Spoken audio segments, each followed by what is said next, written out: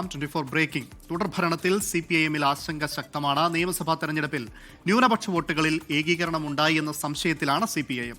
ന്യൂനപക്ഷ ഏകീകരണം LDFന് എതിരാകുമോ എന്നാണ് നേതാക്കളുടെ ആശങ്ക.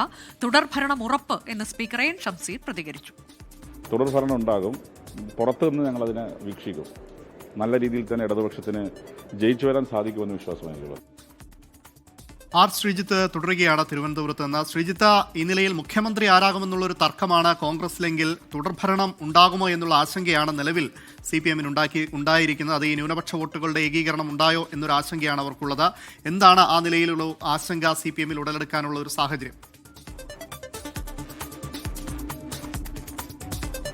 അമൽ, ഇത്തവണത്തെ നിയമസഭാ തെരഞ്ഞെടുപ്പിൽ പോളിംഗ് ശതമാനം കുത്തനെ ഉയർന്നു. അതിന് SIR അടക്കമുള്ള കാര്യങ്ങൾ ഒരു കാരണമായിട്ടുണ്ടെങ്കിലും ന്യൂനപക്ഷ മേഖലകളിലെ വോട്ടിംഗ് ശതമാനത്തിൽ കാര്യമായ വർധനവുണ്ട് എന്നതാണ് വോട്ടെടുപ്പിന് ശേഷമുള്ള CPIMന്റെയും LDFന്റെയും കണക്കെടുപ്പ്. അപ്പോൾ ന്യൂനപക്ഷ വോട്ടുകളിൽ ഒരു ധ്രുവീകരണം സംഭവിച്ചിട്ടുണ്ട് എന്ന് ഉറപ്പിക്കാവുന്ന സ്ഥിതിയിലുള്ള ഒരു വോട്ടിംഗ് പാറ്റേൺ പലയിടങ്ങളിലും ദൃശ്യമായി എന്നാണ് CPI നേതാക്കൾ ചൂണ്ടിക്കാണിക്കുന്നത്. അങ്ങനെ ന്യൂനപക്ഷ കേന്ദ്രങ്ങളിലുണ്ടായ ഒരു ഇളക്കം, അത്തരം ചലനങ്ങൾ അത് LDFന് അനുകൂലമാണോ ഇല്ലയോ എന്ന ആശങ്കയാണ് CPIMനകത്ത് ഉള്ളത്. കാരണം ഈ ന്യൂനപക്ഷ വോട്ടുകളുടെ ചാഞ്ചാട്ടമാണ് 2016-ലും 2021-ലും LDFന്റെ വിജയത്തിൽ നിർണായകമായ പങ്ക് വഹിച്ചത്. അപ്പോൾ അത്തരമൊരു പിന്തുണ ന്യൂനപക്ഷ വിഭാഗങ്ങളിൽ കിട്ടിയില്ലെങ്കിൽ അത് തുടർഭരണ സാധ്യതയ്ക്ക് ഭീഷണിയാണ് എന്ന തരത്തിലുള്ള ആശങ്കയാണ് CPIMനകത്തും മറ്റും വളരുന്നത്. എന്നാൽ ന്യൂനപക്ഷ ഏകീകരണത്തിന് തിരിച്ചടി എന്നോണം ഭൂരിപക്ഷ സമുദായങ്ങളിൽ തങ്ങൾക്കൊരു പിന്തുണ ലഭിക്കുകയും ന്യൂനപക്ഷ സമുദായങ്ങളിലെ പെട്ട പാർട്ടികളായ SDP-യുടെ പിന്തുണ വന്നു. ഒപ്പം തന്നെ കാന്തപുരം AP വിഭാഗത്തിൻ്റെ പിന്തുണയും ലഭിച്ചിട്ടുണ്ട് എന്ന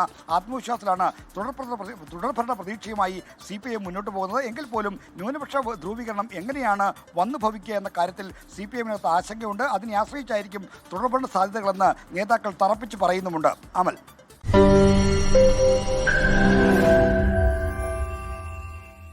ലോകത്തെവിടെയായാലും ഏത് സമയത്തും 24 വാർത്തകളും ഓഗ്മെന്റഡ് റിയാലിറ്റി പാക്കേജുകളും എക്സ്പ്ലെയിനറുകളും വിശദമായി കാണാൻ ഞങ്ങളുടെ YouTube ചാനൽ നിങ്ങൾക്ക് സബ്സ്ക്രൈബ് ചെയ്യാം.